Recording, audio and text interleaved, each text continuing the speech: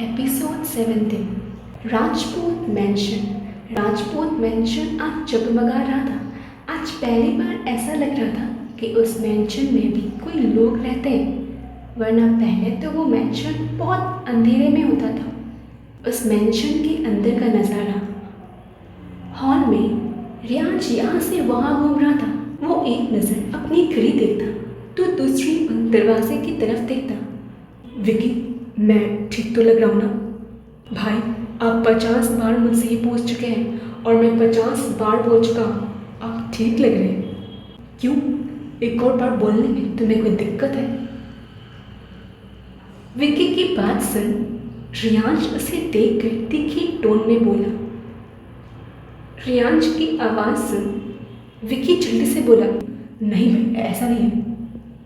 रियांश कुछ आगे बोलता इससे पहले वहाँ के पर्दे हवा से हिलने लगते हैं और उसके दिल की धड़कन मानो ट्रेन से भी ज़्यादा तेज धड़कने लगती है। वो अपने सीने पर अपना हाथ रखता है। ये क्या हो रहा है? रियांश जी, वही सुकून भरी आवाज़ फिर से सुन रियांश की आंखें बंद हो जाती हैं। रियांश जी, ईशानी की आवाज़ फिर से सुन रियांश अपनी आंखें खोल एंट्रेंस की तरफ देखता है, जहाँ से दादी और ईशानी मुस्कुराते हुए अंदर आ रहे थे। ईशानी ने आज पिंक कलर का अनारकली पहना था।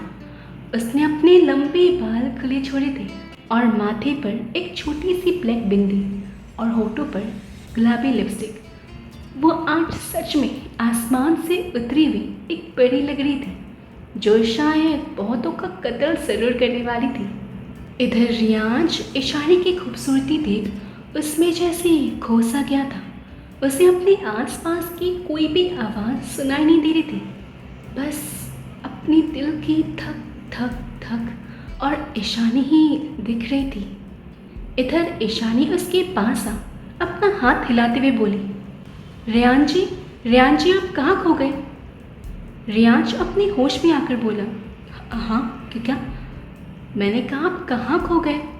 रियांश अपने होश में आता है, कुछ नहीं। फिर वो जल्दी से दादी को प्रणाम करता है। जीते रहो बेटा। आइए ना दादी, आइए ना, बैठिए ना। रियांश दोनों को सोफे की तरफ बैठने का इशारा करता है। फिर वो एक सर्वेंट को बोलता है, जल्दी से इनके लिए चाय पानी लाओ, जल्दी। रियांश की बात सुन वहाँ भागा दौड़ी मच गई थी। इधर रियांश दादी से बोला, दादी आपको आने में कोई तकलीफ तो नहीं हुई ना? नहीं बेटा, कुछ नहीं हुआ। रियांश को इतना हाइपर होते देख ईशानी बोली, अरे रियांश जी, आप इतना हाइपर क्यों हो रहे हैं? डोंट वरी, हम अच्छे से पहुंच गए, आप बैठिए ना। इसकी बात सुन रियांश कुछ नहीं बोलता, वो चुपचाप बैठ जाता है। इधर दूर खड़ा विकी और समीर ये सब नज़ारा देख रहे थे और एक चीज़ देख कर तो समीर की आंखें फटी की फटी रह गई थी। रियांश सिंह राजपूत, जो कभी किसी से कुछ डरता नहीं था, आज पहली बार इसके हाथ पांव कांप रहे थे। 10 सेकंड में मेज पे हर तरह के पकवान पेश हो गए थे। चाय हो, पानी हो, जलेबी हो, समोसा हो या फिर कचौड़ी हो या फिर कुछ भी, सब कुछ पेश था। वही ईशानी और दादी ये सारे पकवान देखकर एक दूसरे को देखते हैं। फिर ईशानी रियांश से बोली, रियांश जी, इतना सब कुछ करने की क्या ज़रूरत थी? तुम और दादी पहली बार मेरे घर आए हो, इतना तो करना बनता है। उसके बाद सुन ईशानी और दादी मुस्कुरा देते हैं। थोड़ी देर बाद ईशानी रियांश से बोली, वैसे रियांश जी, आपका घर तो बहुत सुंदर है। रियांश खड़े होकर बोला, चलो। कहाँ? रियांश की बात सुन ईशानी बोली। रियांश ईशानी का हाथ पकड़ उठाते हुए बोला, मेरे साथ मेरा घर देखने।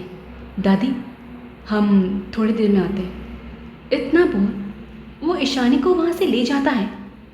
इधर दादी उन दोनों को जाते देख मुस्कुरा देती है। दूसरी ओर एक अंधेरे कमरे के अंदर, जहाँ सिर्फ लैपटॉप से आने वाली लाइट ही उस रूम को हल्का फुल्का रोशन कर रही थी।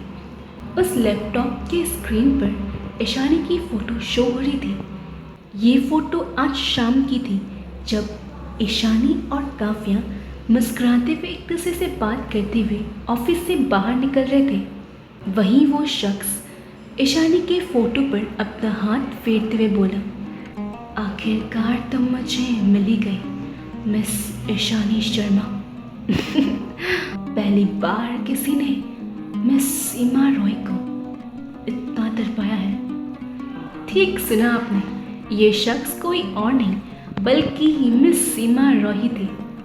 तो आज के लिए इतना ही, मिलते हैं अगले एपिसोड में। Bye bye.